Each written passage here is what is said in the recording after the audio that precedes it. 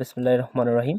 আজকে আমরা honours third ইয়ারের ইন্ট্রোডাকশন টু লিটারারি ক্রিটিসিজম নিয়ে তোমাদের সাথে আলোচনা করব।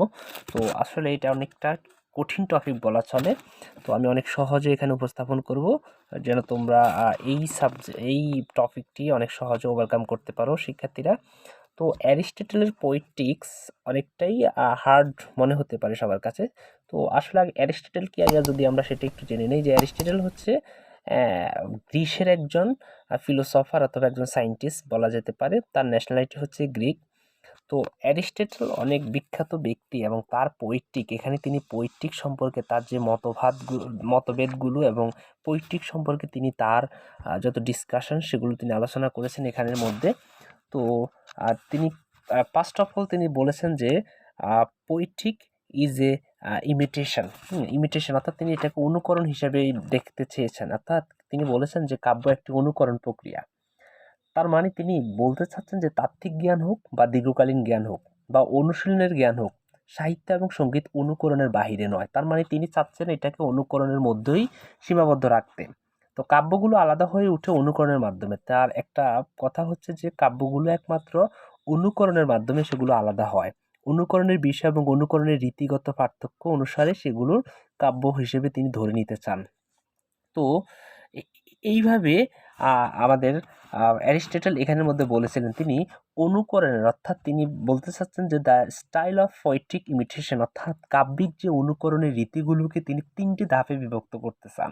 অ্যারিস্টটলের থিওরি অনুসারে, অর্থাৎ ইমিটেশনের তিনি যে একটা থিওরি দিয়েছেন সেখানের মধ্যে তিনি বলেছিলেন যে মিডিয়াম অফ ইমিটেশন, অর্থাৎ তিনি তিনটি উপায়ে তিনি ইমিটেশনকে সংজ্ঞায়িত করেছেন। তিনি বলেছেন যে মিডিয়াম অফ ইমিটেশন, অর্থাৎ ইমিটেশন অনুকরণ একটা মাধ্যম আছে, এবং তিনি বলেছেন object of imitation, manner of imitation.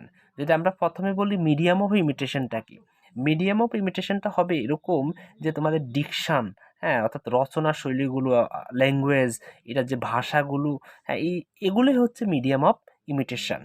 তারপরে যদি আমরা বলি যে তোমাদের object of imitation, object of imitation এটাই হবে একটা কাব্য বা ট্র্যাজেডির যে প্লট, ক্যারেক্টারগুলো, থট, এই যে সমন্বয়গুলো সেগুলো মিলিয়ে হবে আমাদের অবজেক্ট অফ ইমিটেশন। আরেকটা হচ্ছে ম্যানার অফ ইমিটেশন। তো আমাদের এখানে অ্যারিস্টটল বলেছেন যে যে স্পেকটাকল, অর্থাৎ যেখানে যে মঞ্চের মধ্যে নাটকটি রচনা করা হবে এবং যেখানের মধ্যে নাটকটি উপস্থাপন করা হবে তার যে একটা সাজসজ্জা, তার একটা যে আলোকিত পরিবেশ, হ্যাঁ, এবং অ্যান্ড সেখানের মধ্যে সংগুলো, অর্থাৎ spectacle and sent are the manner of imitation. তো এইভাবে তিনি তার এই যে অ্যারিস্টটল তার যে থিওরিগুলো ইমিটেশনের, তিনি তিনটি উপায় এটাকে দেখিয়েছেন। তো অ্যারিস্টটল ট্র্যাজেডির সংজ্ঞা দিয়েছেন। তার মতে ট্র্যাজেডির সংজ্ঞাটা আমি তোমাদের স্লাইডে দিয়ে দিয়েছি, তোমরা সেখান থেকে ট্র্যাজেডির সংজ্ঞাটা লিখে নিতে পারো, এবং আমরা আরও সহজে ট্র্যাজেডির সংজ্ঞা দিতে পারি যে tragedy is the genre of poetry that concern serious action, অর্থাৎ এটার ধরনটা হবে একটা মানে সিরিয়াস অ্যাকশনের মধ্য দিয়ে, হ্যাঁ, সিরিয়াস অ্যাকশনের মধ্য দিয়ে ট্র্যাজেডির জেনরাটা হবে। তো ট্র্যাজেডিগুলো কেমন হবে? যেমন অ্যারিস্টটলের মতে ট্র্যাজেডি হলো এমন এক ঘটনা বা ক্রিয়ার অনুকরণ যা গুরুত্বপূর্ণ পূর্ণাঙ্গ বা বিশেষত্ব আয়তনমুক্ত, যা রচিত হয় উপযুক্ত কলাকৌশল এবং অলঙ্কার সমৃদ্ধ ভাষায়, যা উপস্থাপিত হয় ক্রিয়ারূপে, আখ্যান রূপে নয়, যা করুণা এবং উভয়ের উদ্রেক করে, দর্শকদের অন্তরস্থ আবেগগুলোর মক্ষম ঘটায়। তার মানে এখানে অ্যারিস্টটল বোঝাতে চেয়েছেন যে tragedy ডিপিক্টস the downfall of A basically good person thought some fatal errors or misjudgment, producing suffering and insight on the part of the protagonist and arousing pity and fear on the part of the audience. তো প্রত্যেকটা ট্র্যাজেডিরই অবশ্যই 6টা part থাকবে, 6টা অংশ থাকবে। তো এখানে ট্র্যাজেডির অ্যারিস্টটলের মতে ট্র্যাজেডির যে অংশগুলো থাকবে, একটা পার্টগুলো থাকবে, সেগুলো হচ্ছে plot, character, thought, diction, song অথবা মেলোডি, স্পেকটেকল। অর্থাৎ এখানের মধ্যে আমি স্লাইডের মধ্যে দিয়ে দিয়েছি যে প্লট কি, প্লট বলতে আমরা কি বুঝবো। Plot is the soul of tragedy, একটা ট্র্যাজেডির আত্মা, অথবা plot is the blood of plot is the blood of tragedy, ট্র্যাজেডির যে একটা আত্মা সেটা, অথবা it means the agreement of the incident. তো অবশ্যই ক্যারেক্টার কিন্তু একটা ট্র্যাজেডির জন্য খুবই গুরুত্বপূর্ণ একটা বিষয়। এখানে ক্যারেক্টার যেটা থাকবে সেখানে ক্যারেক্টার অর্থাৎ মেইন যে প্রোটাগনিস্ট সে হবে ট্রাজিক হিরো। একটা থট থাকবে, একটা চিন্তা ভাবনা থাকবে, একটা কলা কৌশল থাকবে, এখানে ডিকশন থাকবে, অর্থাৎ the use of the Literary device সাজ মেটাফোর্স, অর্থাৎ এখানে রচনা শৈলী থাকবে, আর সংস থাকবে, অর্থাৎ কোরাস যে সঙ্গীত শিল্পী তাদের একটা আনাগোনা থাকবে এখানে। তারপরে স্পেকটাকল থাকবে, অর্থাৎ ট্র্যাজেডির অবশ্যই 6টা অংশ থাকবে, 6টা পার্ট থাকবে, সেখানের মধ্যে স্পেকটাকল একটি।